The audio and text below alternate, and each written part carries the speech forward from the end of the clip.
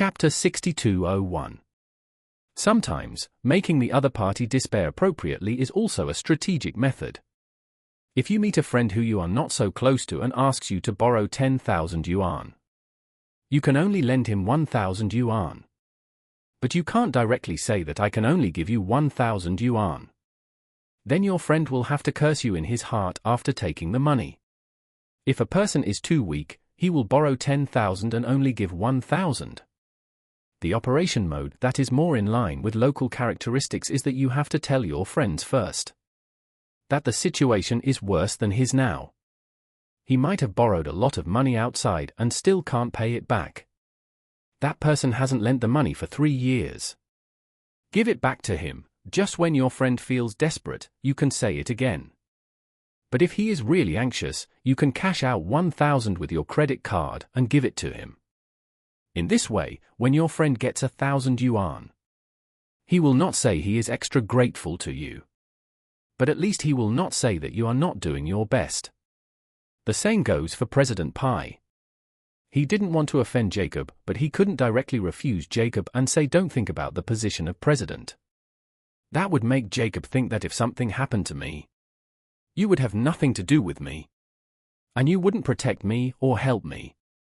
It's not interesting enough. Therefore, he first greatly lowered Jacob's psychological expectations. At this time, do you still want to be the president? To be honest with you, it is unknown whether you can stay in the association. At this time, if Jacob is given a little more room to turn, he will definitely be grateful for the agreement. At this moment, Chairman Pei saw that the atmosphere was almost heightened. And Jacob was indeed beginning to fear being expelled from the association. He sighed and said, "Jacob, we are so close. I will definitely do this. I will try my best to protect you. Although I can't protect the position of executive vice president, I will try my best to protect you as a vice president. If I can't protect you as vice president, I will at least protect you as a director. Don't worry, in this calligraphy and painting association, you will be there if you're with me." The psychological construction that Jacob did just now may be kicked out by the calligraphy and painting association. But now the promise is to keep at least one director's position, and possibly even an ordinary vice president's position. This moment made him feel relieved, as if he had survived a catastrophe. It felt like being seriously ill and going to the hospital. The doctor said that his condition was very serious and there was a high chance that he would suffer from cold. In the end, he had 2 legs amputated and he survived.